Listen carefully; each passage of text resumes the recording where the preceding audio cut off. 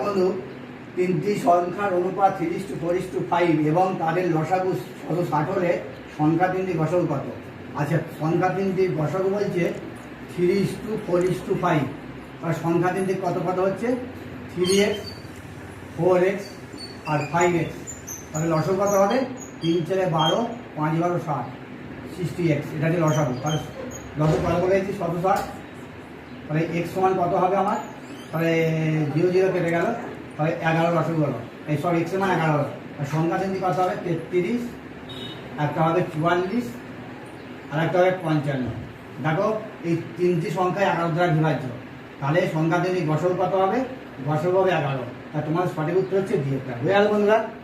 দেখো বন্ধুরা, 31 + 32 + 33 + ... 39 + 40 সমান কত? এটা মেন সূত্র হচ্ছে 1 4 5 5। আমার সূত্র হচ্ছে 1 4 5 5। যেমন দেখো 31 হয়ে গেল, 1 তার সঙ্গে 4 যোগ করে দাও, কত হলো? 35। আর একটা ভালোবেসে 5 পাশে বসে দাও, 355। দেখো তোমার টোটাল যোগটা করে দেখো, 355 হয়ে গেল। দেখো বন্ধুরা, একটি আয়তক্ষেত্রের পরিসীমা 82 সেন্টিমিটার এবং প্রস্থ 20 সেন্টিমিটার হলে কোয়ার্ডিনেট দৈর্ঘ্য কত? আচ্ছা, আমরা জানি আয়তক্ষেত্রের পরিসীমা 2 × দৈর্ঘ্য প্লাস প্রস্থ সমান 2 সমান পরিসীমা, 2 × দৈর্ঘ্য প্লাস প্রস্থ সমান পরিসীমা। তাহলে দৈর্ঘ্য প্লাস প্রস্থ সমান কত হবে? দৈর্ঘ্য প্লাস প্রস্থ সমান, তাহলে 82-কে একটা 2 দিয়ে ভাগ করে দাও, 4 × 2 = 8, 2 × 2 তাহলে কত হলো? 41। তাহলে দৈর্ঘ্যটা কত হলো? দৈর্ঘ্যটা হচ্ছে দৈর্ঘ্য প্লাস প্রস্থ 41, তা থেকে বিয়োগ করে দাও, 20 বিয়োগ করে দাও, তাহলে কত হলো? 1 2 2 4 21 হলো। অতএব তাহলে দৈর্ঘ্য তাহলে 21 হলো, প্রস্থ 21 হলো। তাহলে কর্ণের দৈর্ঘ্য তোমার হচ্ছে, তাহলে কর্ণ সমান √21² প্লাস 20 স্কোয়ার। 21 গুণ করলে হয় 441, আর √20 গুণ করলে 400, তার সমান কত হলো? 841। 841-এর বর্গমূল করলে কত হয়? 29। তাহলে তোমাদের কর্ণের দৈর্ঘ্যটা হলো কত? 29 সেন্টিমিটার। দেখো বন্ধুরা, একটা অঙ্ক আছে 77² - 4² = x² হলে x সমান কত? এটা এসএসসি 2019 সালে করেছিল। আচ্ছা, এখানে a² - b² ফর্মুলা দেওয়া আছে। তাহলে লিখতে পারি a + b - b। সরি, আমি পেনটা একটু চেঞ্জ করছি। দেখো 77² - 4² = x²। তাহলে a + b - b, that is 77 + 4 একবার আর 77 - 4 একবার। তাহলে কত হয়? বলে 81 হচ্ছে একবার, আর এটা সমান x² বসে দাও। তাহলে x², তাহলে 81 ইন্টু এটা হচ্ছে তোমার 4 × 3 দিতে 73 হচ্ছে। তাহলে এটা x সমান, এটা হচ্ছে এটা সমান x²। তাহলে x সমান কত হবে? x সমান হবে √81 × 73।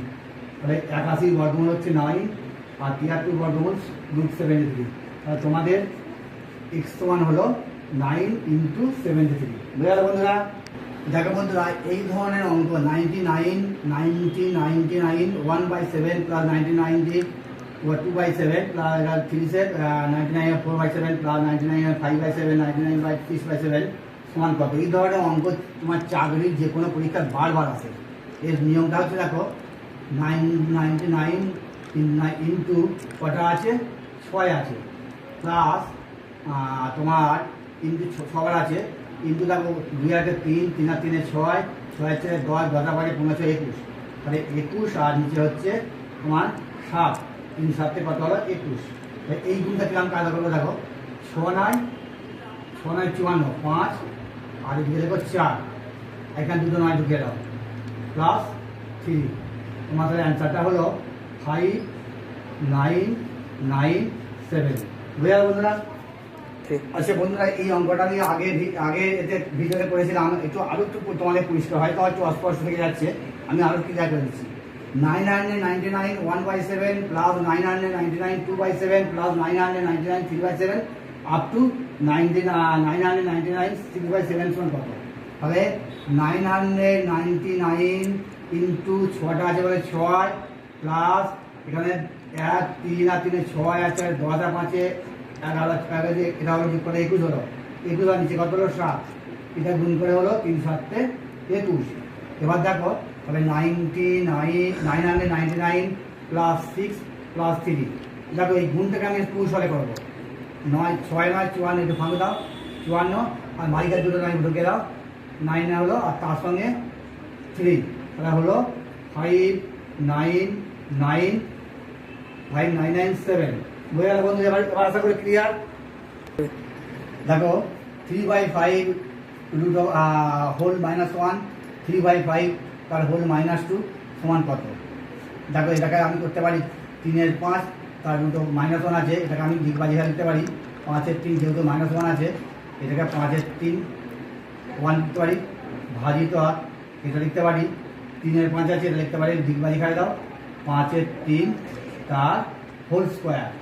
এবার দেখো 3-এর 5, 5-এর 3 লিখে দাও, ভাগ 5 5-এ 25, 3 3-কে 9, এবার 5-এর 3 ভাগটা গুণ করলে উঠে যায় 9-এর 25, 3 3-তে 9, 5 5-এ 25, তাহলে কত হলো 3:5। তাহলে আমার কোনটা সঠিক উত্তর?